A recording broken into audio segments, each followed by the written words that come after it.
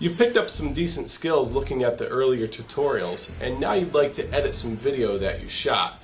Take a look at this project.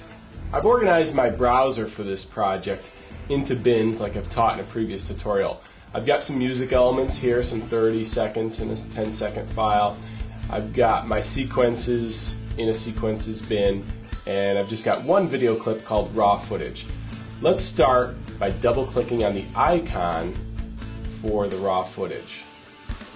In my opinion, the best way to edit here is to build your timeline in sequence. Your first shot goes first, your second shot goes second, your third shot goes third, and so on and so forth until you're actually done with your project.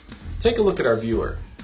I click once on the viewer to activate it, and now I'm going to use my navigation keys to move around. This first shot is some crazy guy with a wig jumping over a fence. So I'm going to fast forward using the L button and look for my first shot. I hit L a few times so it goes faster, and here's my first shot. Inside your viewer there's a mini playhead right here. Now I'm going to go ahead and hit the letter I on my keyboard and watch what happens. A blue little triangle appears right here telling me that's my endpoint. That's where I want the computer to start taking the video footage. Once I've set my endpoint, I'll hit spacebar to start the footage again, and I want to stop right about there because I know what my next shot is. So I'm going to go ahead and hit the O button for out. So I've set an in, and now I've set an out. Before we insert that clip into our timeline, a little bit about your timeline.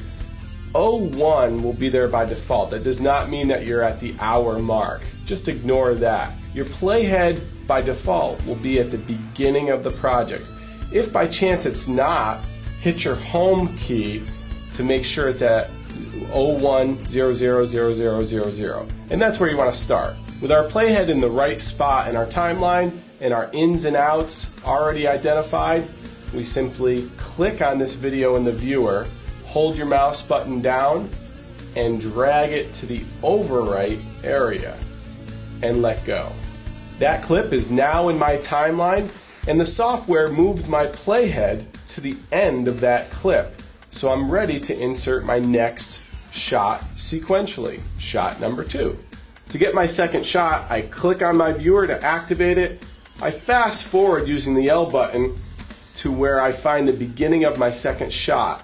And this is where that is, so I hit I for in, play it, and I want my out to occur right there.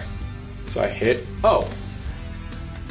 Now I'm simply going to click it, hold it, and drag it over to the overwrite. Notice the overwrite actually gets highlighted. The box, if I go down to the blue one, that highlights. That's how you know you're in it. And let go.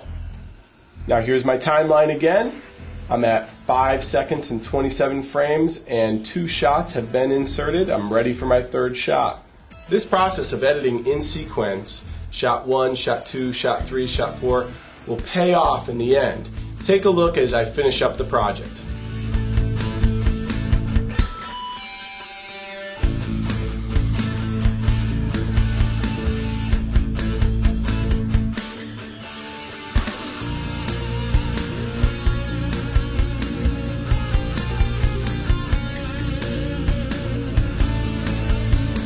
Now, editing takes time. This is just a quick example of how to build a timeline sequentially. Take a look.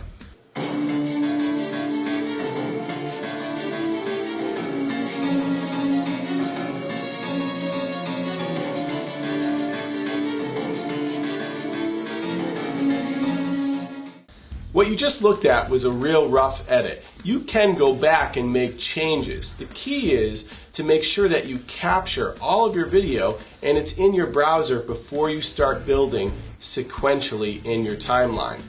You can bring in sound effects and graphics and anything else that you need later on after you've established the rough edit.